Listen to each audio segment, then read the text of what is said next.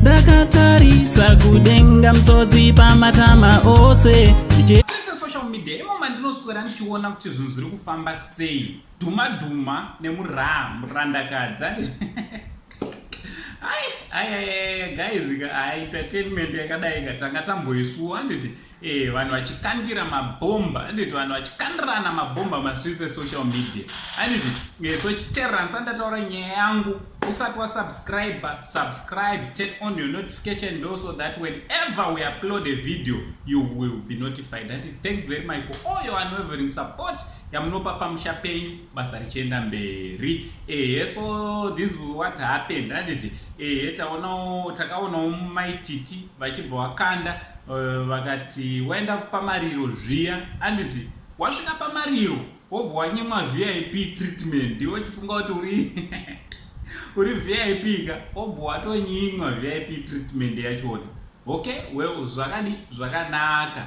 But patime yavaizvitaura izvika takanga taona Prophet Passion Java aendapo, handiti angariwo kumariro kwani kwaGenius, handiti Genius Kadungure, handiti Boss G. Yes, may he so rest in peace, handiti hey guys, kutaurana chokwadi mastreets esocial media hamuzombonakidza zvakanyanya nekuti takarasikirwa nani na content creator wedu kana muri mastreets social media, handiti so Prophet Passion paakaendawo kumariro haana kupiwa sekuziva kwenyu kumariro hakupiwa vanhu VIP hakupiwa vanhu VIP treatment, handiti so maititiwo vakabva vanyora sokudaro. Izvi zvakabva zvagumbura mafans aProphet Passion Java nekuda kwekuti zvoni ndo panga pasina kunyorwa zita, but zvakanga zviri pachena kuti bhomba ranga richikandirwa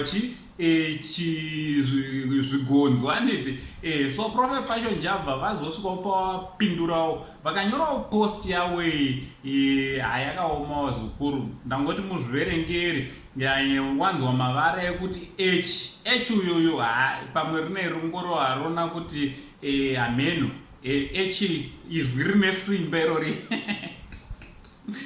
vabva wakandawo reply yavo vachidaiwo, handiti so tazoona maititi vabva vadzoka zvakare vakabva vataura vakati aiwaka inini ndakungotukwa guys, ndanga singatorewe panganai, ndine munhuwo wandachitorevawo kumariro kuti zvakadai ndiye munhu wachona wandakaonawo zvichiitika kwaari. So what do you think vazukuru vaviri ava havasere vachatozosvika pautoti umwe achafa nyaya dzisati dzagadzirisike, because akufa tichafa hedu, handiti munhu wese hatishuwe kufa kuti munhu afe, but one day sure example takaiona kuti one day panyika panapa tinodarika tigare nekusingaperi. Asi zvinozonakidza here kana umwe achinge aenda iwo wawainetsana naye musina kugadzirisana.